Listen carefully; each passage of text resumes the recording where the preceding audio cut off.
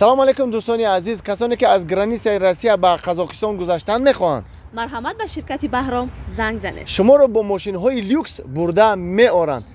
در امان خدا باشین. خیر خشانه جان بخشش زیاده که اون روز جنگ شده بودیم شب و شب شدیم ما مردم برآمد تماشابین اولی خمون اشتی شدیم که اولی مردم همسایه دیوونه میشوند. راست میگی خیلی که هیچ گپ نمیگذره. خک میگذره که نگذشته که در همسایه در جنگ میشه من اشتی میشم که بوده دیگه نیکی امروز با سنگ در سرت زدم سر در کرد یگام چی نشد. خیلی میگذره من هم آهن قطی زدم که در سرت.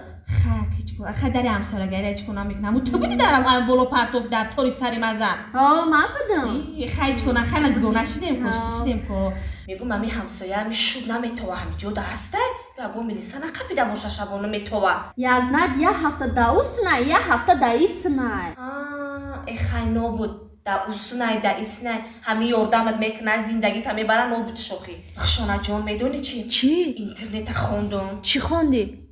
با همین قپرسموتش بسیاری هسته که و به فکر ایرosتی همین چیز هست درخشانه باور که این همین آدمی زاد میمرده که با دنیا می اومده چخی؟ با همین دنیا می اومده و نه که آدم نه این مثلا پرنده میشیده می اومده اسب میشیده ترزه میشیده چای نیگ میشیده پیولا میشیده این هم خیلی میشیده می اومده یکی تو بمری چی میشه میاد؟ چی گفتی استای؟ جنگ نکرخ شونم که جنگ ندارم مثال گفته استم مثال چی میشه میاد؟ خیلی نمیدونم سگ میشم میام ایلی سگچه میشم میام با سگ میشه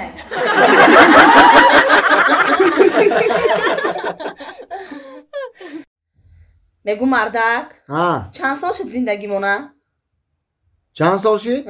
خیلی 2016 ایسا که 25 سال شد. در همین دومی 5 سال زندگی من یگونجا استراحت یگونجا دمگیری نبردی. زنک جان خیلی زیغ نشو یه روز نه یه روز میبرم تا من در خونه اوتم بودم که مردک جان اوتم هر ماه ما را اولوی دمگیری میبرد استراحت کنی میبرد تو باشی نمیبری. گفتم که زنک زیغ نشو همه روز وقت ساعتش رسید میبرم تا مردک میگم نمیشه که پگه اگونجا استراحتگاه بره.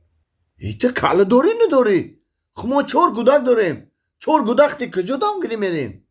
مردک جان تو این فکر نه که من این فکر کدگی موزه 2 گودک مونه خونه و چای ما میبریم 2 گودک دیگه مونه خونه و چای تو خیلی گودکا رو فهمیدم آیه گاو مال و مرغ چجوری چیکار میکنیم؟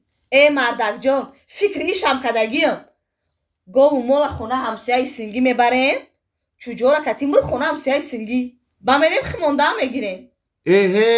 اگر 2 گودک خانه آچیته ببریم 2 تا دیگه خانه آچی ما گاو مال خانه همسایه ببریم این مرغ چجور خانه این همسایه ببریم کک راست خانه خمون خالی میشه و بیا همجه دم میگیریم.